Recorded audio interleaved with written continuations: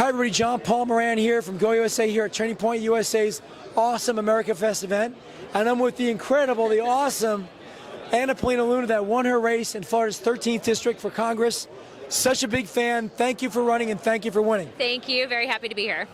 Great, great. So what's your, what do you want to talk about right now? Because there's so many things happening.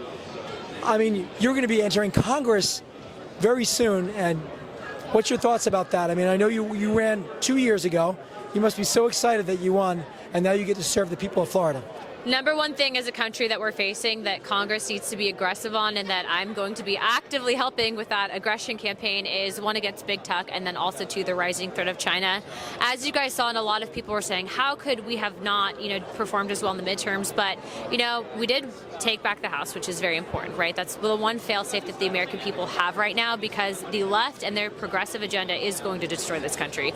But in addition to that, what's happening is you saw big tech massively suppressing a lot of our ability as Republicans to fundraise. You saw that in Google sending a majority of our emails to spam folders. Correct. But in addition to that, you saw there being a massive information war. We as conservatives knew that that's been taking place for now 4 years. However, with Elon Musk purchasing and now doing the Twitter file drops, we're seeing that they were directly, and by they I mean big tech, was directly engaging in election interference. In 2020, as you know, I ran my first campaign. Although I was not successful, I did something very important, and that was really make a legal case against big tech for election interference.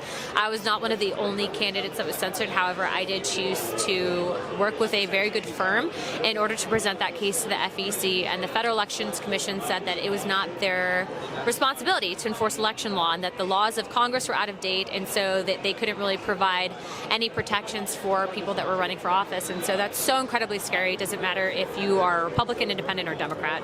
It shouldn't be happening. And really, if we want to establish protecting the sanctity of our election process as a constitutional republic, we need to do that. And so that's the first aspect. Also, you have a free speech issue.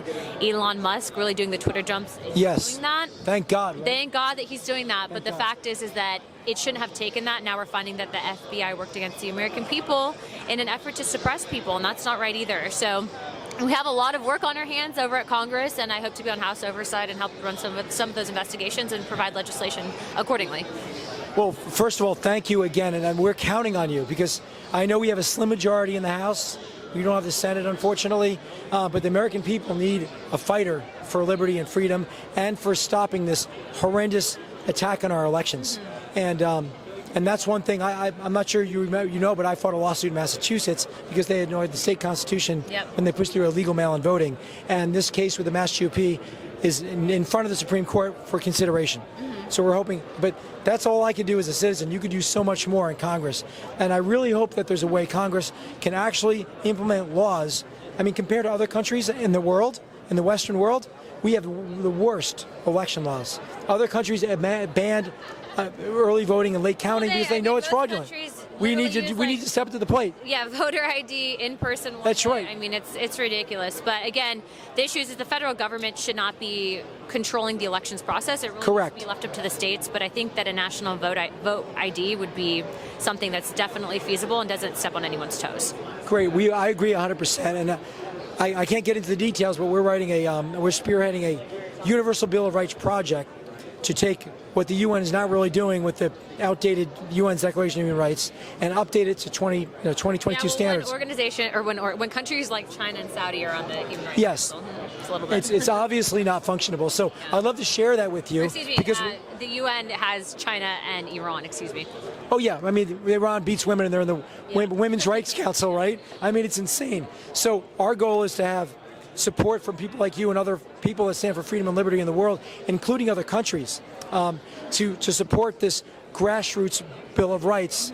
Thomas Jefferson is my 7th generation uncle, and I'm thinking, well, maybe I have the bloodline. That's crazy. That's really cool. Yeah. So we're going to be writing this thing. So I'm not related to Jefferson, so very cool. So we're doing that. I would love to share that with you.